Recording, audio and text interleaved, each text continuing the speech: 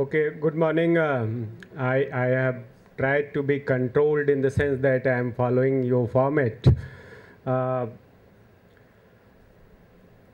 Very briefly about PRIA, it was established in 1980. Our areas of operation are all over India, and we also work in some part of the world. PRIA has a number of programs. Its operational divisions are in 3 programmatic divisions. One is Action Learning Initiative of PRIA, which is called ALIP. I head that division. Then there are other 2 divisions. One division which promotes our global partnership, that's called PRIA Global Partnership. And the third operational division is PRIA's Academy of Lifelong Learning. Our focus area, where we have different projects, we have about 27 projects running: participation, governance, social inclusion, gender and urban rural development, higher education. We also do from very beginning participatory monitoring and evaluation, social accountability, primary health. For me, it's a very typical situation because I have been trained in statistics. I did my master in statistical methodology, so RCT to an extent I have learned in universities, but I haven't practiced in PRIA, where we usually do participatory evaluation. So this is a very interesting platform. Our overarching strategy happened to be capacity building. We build capacity of partners, people, then knowledge building, and knowledge building is much more than the conventional research. So we use knowledge building, but primarily it's research, participatory research, and then advocacy. Coming to this forum and the project which we would be interested in for RCT evaluation is a project on strengthening capacity of civil society, strengthening voices of civil society across India on the issue of urban poverty. Because we have data to show that relatively civil society voice on urban poverty in India is very weak. In fact, civil society engagement on urban issues has been very weak. To strengthen civil society voice, and this project has other components also. What we are doing, that we are working with the citizens, facilitating their collectivization. We are working with a number of partners. Then we are also facilitating citizen municipal dialogues, and it is followed by advocacy and all those things. The areas of intervention happen to be 30 cities across 12 states. We have selected cities not in a random way, but there was logic behind selection. Key partners are PRIA and SPARC with about 3,000 partnership. The project has 2 years, but it may be extended. What we want to evaluate through RCT, that the project intervention which we have planned has made impact. Whatever indicator we have defined, we have achieved. And the theory of change which we have is that if we build local support base for urban poor, they engage with local public service delivery agencies, and in turn, they improve public service delivery. Thank you. Good morning, everybody. My name is Aparna, and I represent a cooperative of waste pickers, SWaCH, and I'm accompanied here by Dr. Ingle, who represents the Pune Municipal Corporation. So SWaCH Cooperative is India's first wholly owned cooperatives by the waste pickers themselves, and it also consists of the other urban poor. That's okay. We are an autonomous enterprise, basically, that is authorized by the Pune Municipal Corporation to collect waste from door to door. We offer the door-to-door waste management services and also the allied waste management services like composting or biogas. And this happens with a user fee model. We collect a minimum of 10, we're supposed to collect a minimum of 10 rupees per household from each and every house to collect the waste. When I say collecting waste, it also includes collection, recovery from the waste, the trade, and processing of this waste. So today, as on today, with a 7 lakh, considering the Pune Municipal Corporation consists of about 7 lakh households, 7 lakh 50,000 households, we cover about 49% of the city, and in the next few years, the target is to cover almost 100% of the city. Because of the practical relationships that we are into with the municipal corporation, our representation at this conference is basically with the only interest to understand how we can measure the impact that we have created over the 3 years on all 3 fronts: economy, livelihood of the waste pickers, and the environment at large. So that's primarily our interest. Thank you. I'm Anjali Bhardwaj and I'm representing Satark Nagrik Sangathan. I don't have a presentation. I think I shared some of the work that SNS does yesterday. I'll be very brief. We'd be very happy to collaborate and continue our collaboration with JPAL. We essentially don't work in a project mode, and a lot of our work is rights-based. The basic presumption that we work on is that there is a lot of funds that the government is putting in, whether it is multilateral, bilateral funds, or the government's own funds from taxpayers' money that the government is putting into various schemes, which include water and sanitation schemes, which unfortunately doesn't reach intended beneficiaries because there is a lot of poor delivery related to poor efficiency and also to corruption. And one of the reasons for that is a lack of transparency and accountability in the functioning of the government, and that's really what we focus on. The work that we are intending to take up in the future is really related to looking at how information can be made available to people on different sorts of schemes and programs of the government, including water and sanitation. So for example, there is the whole question of proactive delivery of information to people related to all of these issues. And what are the best ways of doing it? Because there was a Right to Information Act that was passed in India 5 years ago, but one of the poorest implemented part of that Right to Information law is the proactive disclosure of information by government, which really ends up being the most critical kind of information access that poor people can have, because they are not always able to file applications under the RTI law and access information, and therefore it's very important for them to be able to get this information from the government proactively.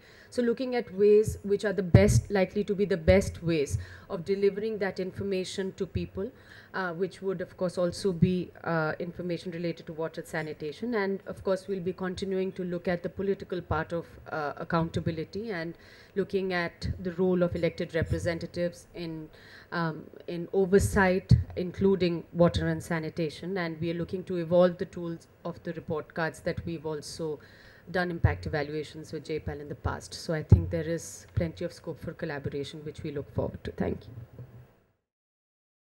Hi everyone, my name is Shramana. I'm representing an organization called CFAR, Center for Advocacy and Research.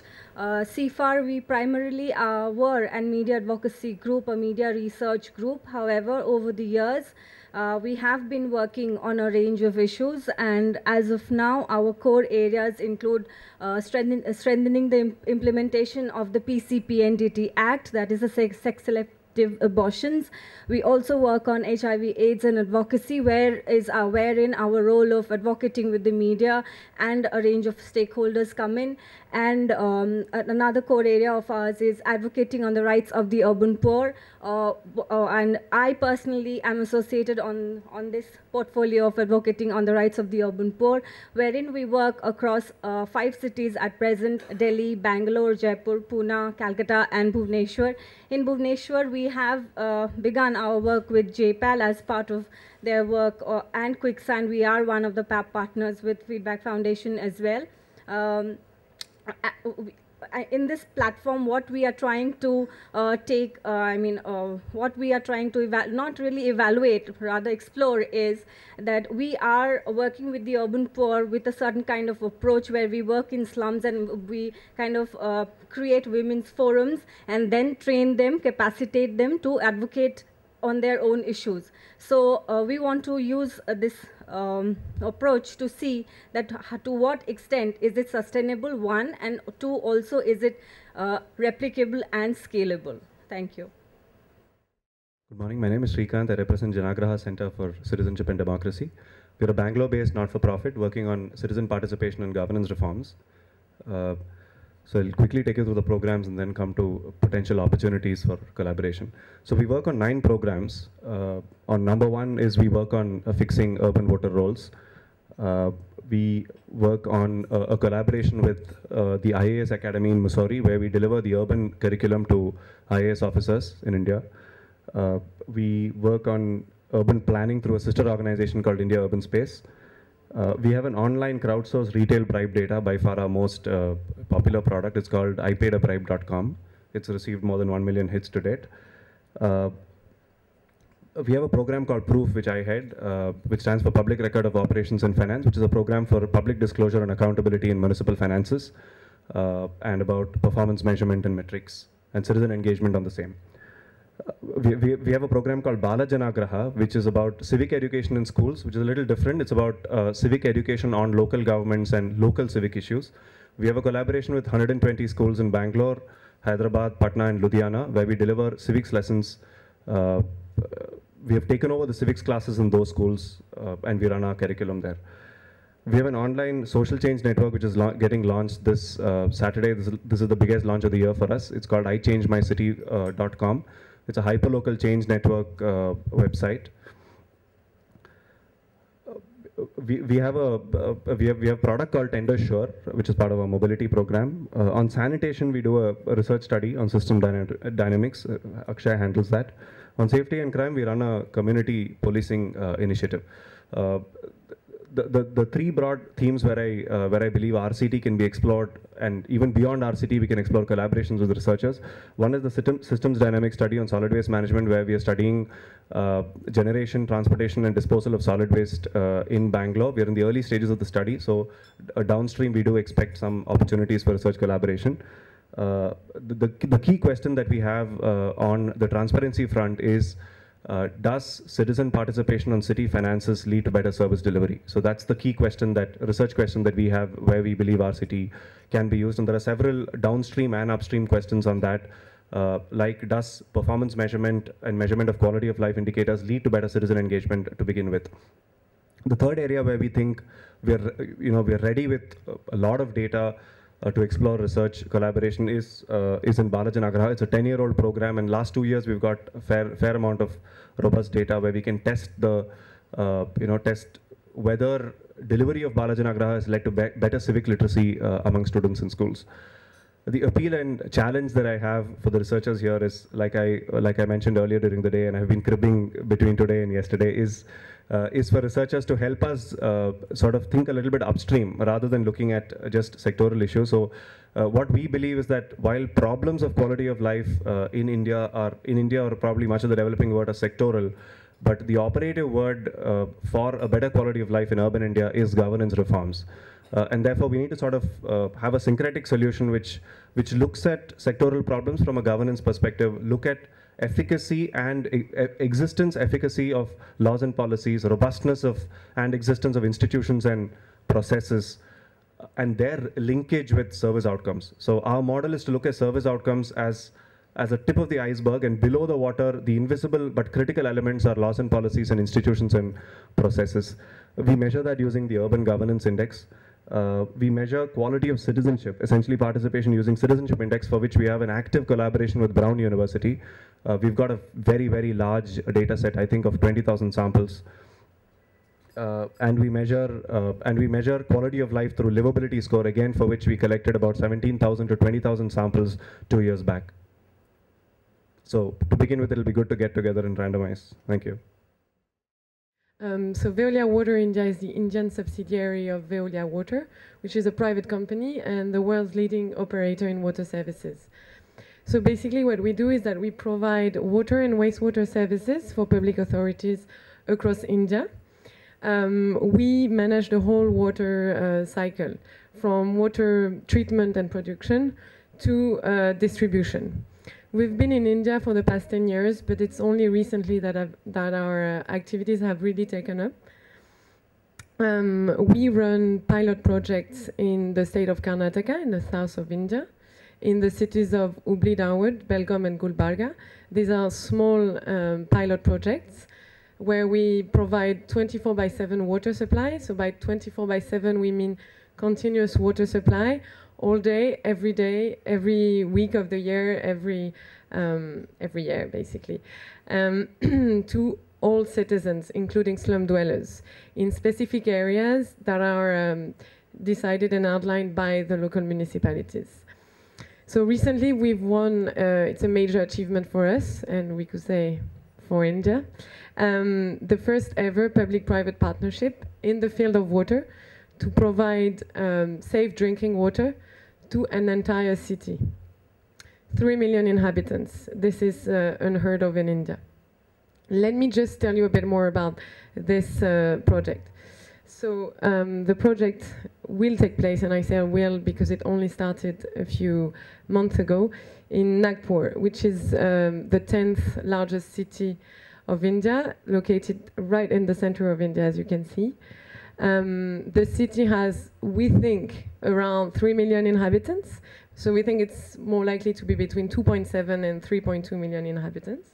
So that's also one of the challenges that we have, that we don't really know how many people we're going to have to provide water to.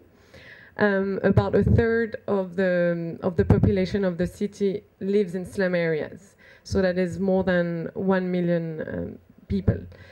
Again, we work on the basis of public-private partnership. So we've partnered with the municipality of Nagpur, and we provide, on behalf of the municipality, 24/7 water supply for all. It means that we treat the water, we withdraw the water from the environment, we treat it, and then we distribute it to everybody. So we build the pipelines. One of our major challenges is that we're going to have to, as I said, provide individual house service connection to all the households in the slum areas. That's a big challenge for us, and we'll most probably need help, and hopefully some part of this help will come from collaboration with USI. So I'm just, and we have 5 years to undertake the work, to connect everybody. And then it's a 25-year project. 5 years are devoted to works. So I'm just going to outline a few questions that we have, and we'd love to partner with JPAL on that. I just want to say that these are only a few questions. We have many, many more questions, and we're very willing to collaborate with JPAL and USI. We believe there's a lot of crossovers, and we can do whatever it takes to sort of change the way we implement the project to make sure we can collaborate together. So these are only a few questions, and it's only a beginning. So what is the impact of access to the 24/7 water supply network on poor households' welfare? Simple question, but critical one. Health, what is the impact of 24/7 water supply on the rate of waterborne diseases? In terms of access, what are poor households' formal and informal strategies to connect to the water supply network? What are the access barriers? Which pricing models work best? What are the most efficient strategies to increase access to water? And finally, a question on willingness to pay. Does better service result in increased willingness to pay or not? As I said, these are only general questions. Happy to discuss this and find more interesting questions that suit your research needs and our needs. Thank you.